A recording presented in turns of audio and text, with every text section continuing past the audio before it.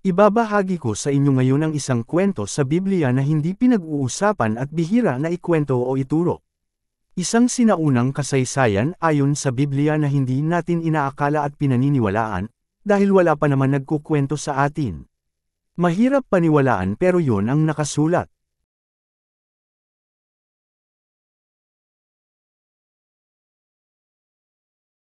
Pero bago yan, kung bago ka lang sa channel na ito, at kung nauna mo na napanood ang video na ito at hindi mo pa napanood ang mga naunang videos, ay maganda po na panoorin nyo rin ang mga naunang videos para mas maunawaan mo ito. Magpunta lamang po kayo sa playlists ng channel na ito at hanapin ang playlists na World of Elohim series.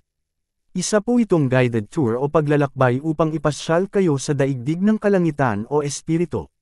Pero tour lang po kaya babalik din po tayo sa realidad.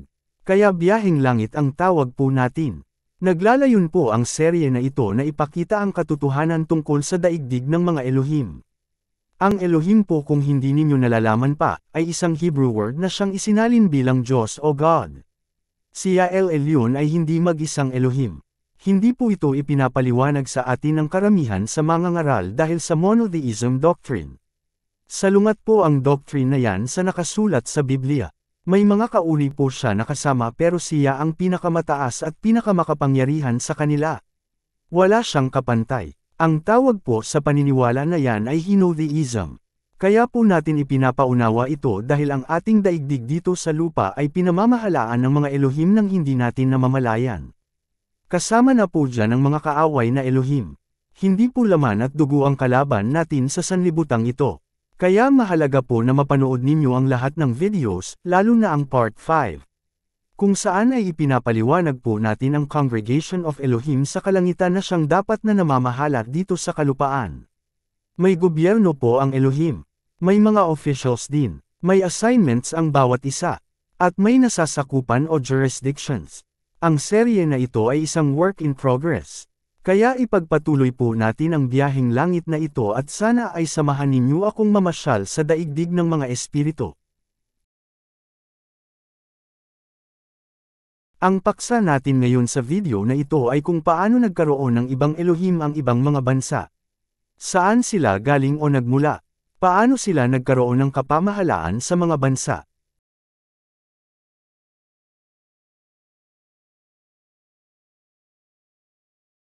Mag-umpisa tayo sa simula ng kwentong ito. Magbasa tayo na parang unang beses pa lang natin nabasa ang Biblia.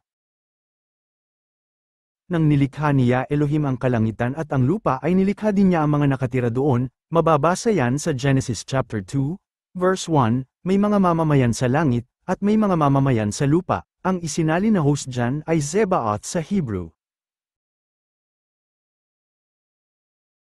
Gaya ng sa title niya na Zebaoth, ang common translation sa English ay hosts, kung minsan ay armies pero parang hindi akma sa paksang ito. Ang Hebrew word na Zebaoth ay plural, ang singular form nito ay ang Hebrew word na Zebaa na ang ibig sabihin ay maraming mga persons o figurative things, pwedeng mga tao at pwede ring hindi gaya ng mga tao. May Zabaoth sa Shamayim o kalangitan, at meron din sa Eretz o kalupaan. Ang heavenly hosts ay tinatawag na Bene Elohim. Ang earthly hosts o mga tao sa lupa naman ay tinawag na Bene Adam. Ayon sa Colossians chapter 1, verse 16, ay may invisible at visible beings na nilikha siya. Ang thrones, dominions, principalities, at powers, ay mga uri o ranks ng heavenly beings. Tatalakayin po natin yan sa ibang videos. May mga pahiwatig na, noong unang panahon, bago ang malaking baha, ay magkadugtong ang daigdig ng langit at lupa. Kaya ang mga Bene Elohim at Bene Adam ay nagkakasalamuha.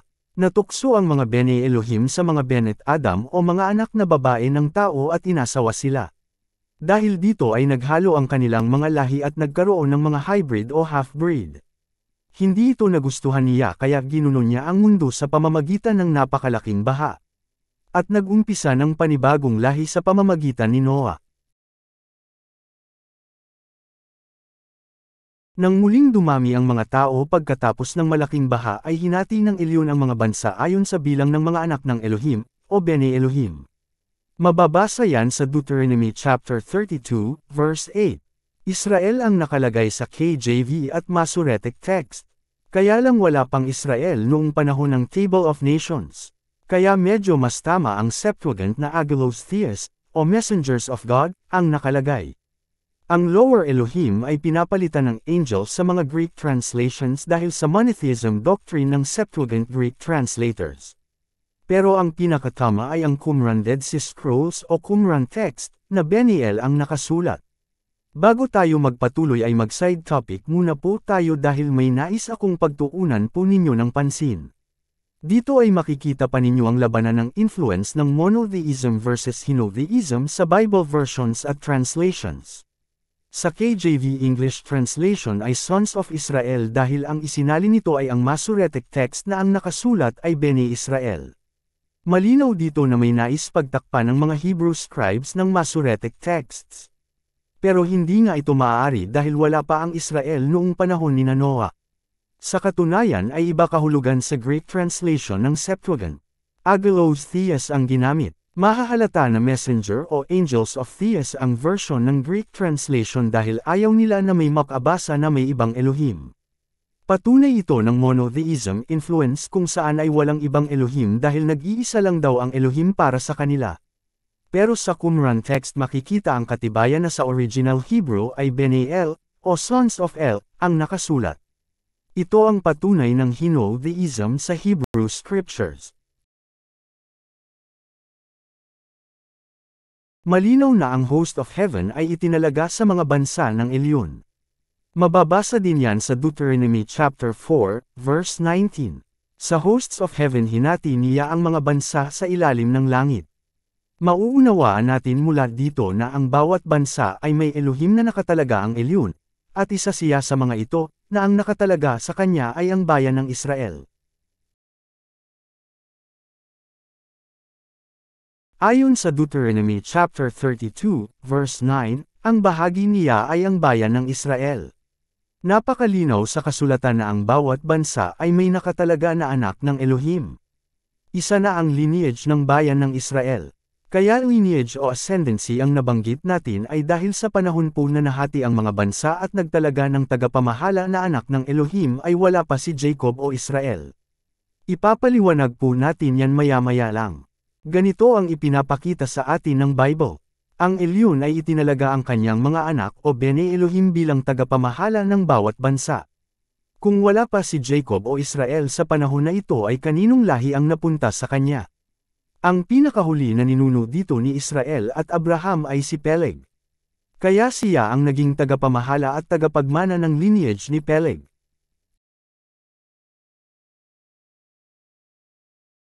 Mababasa sa Genesis chapter 10, verse 25, na nabahagi ang mundo sa panahon ni Peleg.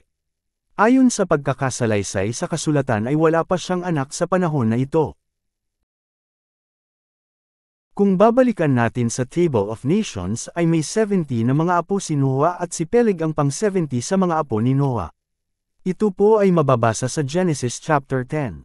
At ang divisions of nations ay sa kanya tumigil dahil ayon nga sa kasulatan ay sa panahon ni Peleg nahati ang mundo. Wala pa sina Reu, Sirog, Terah, at Abraham na mga generation mula kay Peleg. Ipapanganak pa lang sila sa chapter 11. Kaya mula kay Peleg nag-umpisa ang bahagi niya sa mga bansa bilang pamana ni Elyon. Kung bibilangan ay 70 names ng mga apo ni Noah ang nasa Table of Nations. Kaya may 70 na bansa ayon sa bilang ng mga pangalan sa Table of Nations na mababasa sa Genesis chapter 10. Kaya may 70 na Bene Elohim na itinalaga sa bawat bansa o lahi. Si El Elyon ang namamahala sa lupa noong araw sa pamamagitan ng mga spirit beings at anghel. Maaalala na ayaw niya na gumaya sa ibang bansa ang Israel na magkaroon ng human king. Dahil meron talagang spirits na namamahala sa bawat bansa kaya kung tutuusin ay hindi na kailangan ng tao na hari. Ang pagkakaroon ng human kings ay pagtalikod sa mandato ng kalangitan mula sa El Elyon. May nakatalagang spirits o mighty beings sa bawat bansa bilang katuwang at katiwala niya El Elyon sa pamamahala. Pero bilang mga tagapangalaga, at hindi para sambahin sila ng mga tao. Mababasa natin sa kasulatan na may mga prince, na extraordinary mighty beings, ang bawat bansa. Narito ang ilang halimbawa. Una ay mababasa sa Daniel chapter 10, verse 13. Sabi ng pambihirang lalaki na kausap ni Prophet Daniel, 21 araw daw siyang nakipaglaban sa Prince of Persia. Mabuti na lang daw at dumating si Michael na isa sa mga chief prince at tinulungan siya. Para lang may idea po kayo, kung babasahin ninyo sa verse 6, ang kausap ni Daniel ay may mukha na parang kidlat, mga mata na parang apoy, at anyo na parang tanso. Hindi ito ordinaryong tao. Pero nahirapan pa ito na kalabanin ang Prince of Persia at kailangan pa ng tulong ni Chief Prince Michael. Ibig sabihin ay may pambihirang kapangyarihan din ang Prince of Persia. At hindi siya tao. Isipin nyo na lang kung anong klaseng labanan ang naganap sa pagitan nila. Sa Daniel chapter 12, verse 1, ay malinaw na nakasaad na si Michael ang Great Prince ng People of Israel. Malinaw na ang Elohim na nakatalaga sa Israel ay si Mikael. Ang ibig sabihin ng pangalan niya ay like El o kagaya ng El. Kaya marami ang nagsasabi na representative niya ito o ang pre-incarnate na Messiah. Pero wag po muna tayo mag-conclude sa punto na ito ng ating pagtalakay. Sa ngayon ay malinaw na may Bene Elohim na nakatalaga sa bawat bansa para mamuno. Ito ang sinasabi sa Ephesians 6:12 na ang ating pakikipaglaban daw ay hindi sa laman at dugo. Sila ay mga spirit powers. At ito ang batayan at tinutukoy sa Romans 13, kaya nasabi dyan na ang lahat ng kapamahalaan ay itinalaga ng Elohim. Dahil ganyan talaga noong una, pero hindi na ang mga pamahalaan sa ngayon. Ipapaliwanag po natin yan sa pagpapatuloy ng serye natin na Origins of World's Governments. Subalit nagkaroon ng problema sa mga naitalagang Bene Elohim. Ang pamantayan at kalooban niya El Elyon ang dapat na ipairal nila. Sila dapat ay magpairal ng hustisya, tulungan ng mga mahihina at nangangailangan pero kabaliktaran ang kanilang ginawa kaya nawala sa ayos ang sanlibutan at sangkatauhan. Kaya pinatawag at tinipon sila niya El Elyon at hinatulan. Kahit na sila ay mga anak ng Elohim at tunay na mga Elohim pero sila ay pinarusahan. Sila ay hinatulan na mamatay gaya ng tao at malaglag sa pagiging prince. Dahil dyan ay ibibigay sa nag-iisang anak na masunurin, kaya Elohim, ang lahat ng bansa bilang pamana sa halip na sa kanila. Pero hindi pa ito naganap sa pagkakataon ng kasulatan na ito at hindi magaganap na walang labanan at kapalit. Ang pag-aangkin sa kaluwalhatian ng pagsamba ang pinakamabigat na pagsalangsang ng mga itinalagang mga Bene Elohim sa bawat bansa. Narito ang ilan sa mga halimbawa ng Biblia. Mababasa yan tungkol sa ruler of Babylon na nakatala sa Isaiah chapter 14. Ganun din sa nasusulat tungkol sa rulers of Tyre sa Ezekiel chapter 28. Sila ay pinarusahan niya na mamatay na gaya ng isang tao ayon sa mga kabanata ng Biblia na yan. Basahin muli ang Psalm 82:7, kung saan ang Bene Elohim na nagkasala ay pinarusahan na mamatay na gaya ng isang tao. Basahin din ang Isaiah 14:19, at ang Ezekiel 28, verse 9. Balik po tayo sa main point natin dito. Malinaw na may 70 nations, at may 70 sons of Elohim na itinalaga upang maging pinuno ng bawat bansa. Ganito po ang original Kingdom of Elohim. Magkadugtong ang kaharian sa langit at sa lupa.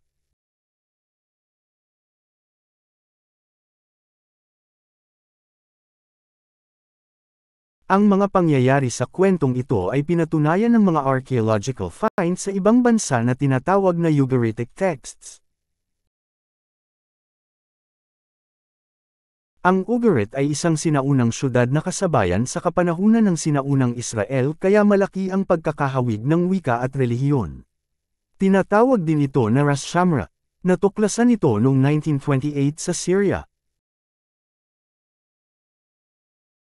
May mga nahukay dito na library ng mga clay tablets na tinatayang mula pa sa 1,300 years BCE. Mula rito ay maraming natutunan mula sa mga pangyayari, pamumuhay at paniniwala sa rehiyon na ito ng Levant. Ayon sa mga ancient clay tablets na ito, si El Elyon ay may 70 sons. Isa doon si El Shaddai. Sa biglang tingin ay parang isang malaking kasiraan ito sa mga pananampalataya na nababatay sa Biblia. Lalo na nandyan sina Baal at iba pang mga Elohim. Pero hindi po, sa kabaliktaran ay nagpapatibay pa nga ito. Sa paningin ng iba ay gamaya lang ang Biblia o ang Israel sa mga paniniwala ng ancient Phoenicians. Pero sa kabaliktaran ay ang mga Phoenicians ang gamaya sa mga Hebrews. Hindi ito imposible dahil lahat naman ng tao ay nagmula sa pamilya ni Noah pagkatapos ng malaking baha. Kaya kilala ng lahat noon si El Elyon at ang mga anak niya. Sa paglipas ng salin-salin ng lahi, at ng mga kwento, ay marami nang nabago, nabawas, at nadagdag, kaya may mga pagkakaiba. Kaya hindi nakakapagtaka na ang El, Elohim, at iba pang pangalan ay ginagamit din ng ibang bansa, lalo na kung mga Semitic tribes. Pansinin ang pangalan na El Shaddai. Ano ang sinasabi sa Torah? Siya Elohim ay nagpakilala daw kay Abraham bilang El Shaddai. At hindi ba kilala din daw ang pangalan niya?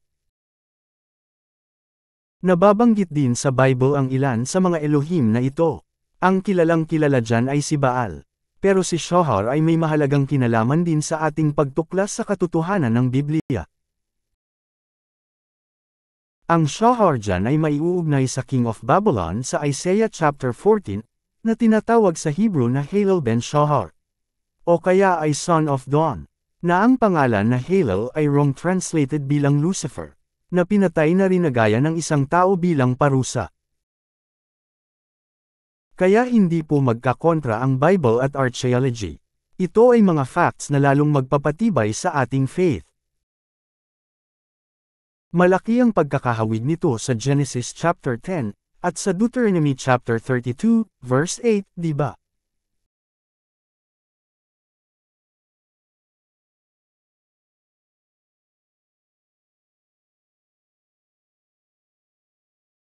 Mahirap ito lunukin, it's a hard pill to swallow, pero panahon na para buksan natin ang isip natin sa katotohanan kung ano ang nasusulat.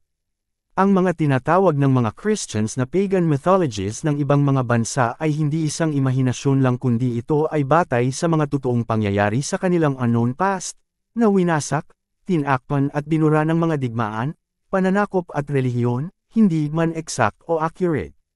Hindi man lahat ay dapat paniwalaan pero may mapupulot tayo basta ang sukatan ay ang Torah o Biblia. Ito na marahil ang kasagutan sa mga tanong kung bakit may sinasambang makapangyarihan ang mga bansa sa kanilang sinaunang kasaysayan at kung bakit may pagkakahawig sa salaysay ng Biblia. Ito na rin ang paliwanag kung bakit si King Solomon ay pinaglingkuran din sila dahil umiiral sila. Sa wakas tayo ngayon ay may malayang kaisipan at mas malawak nating mauunawaan ang mga salita ni El Elyon.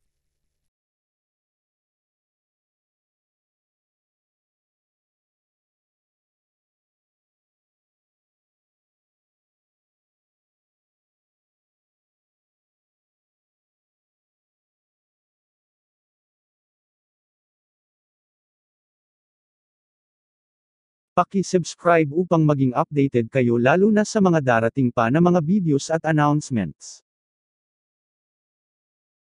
Kung inyo pong mamarapatin, ay bukod po sa pag-subscribe, ay paki-like po ang aming video kung inyong nagustuhan, at paki-suyo na rin po na e-share at huwag kalimutan na pindutin ang notification bell. Kung kayo po ay may katanungan po na, at anumang concern ay paki-comment po sa ibaba.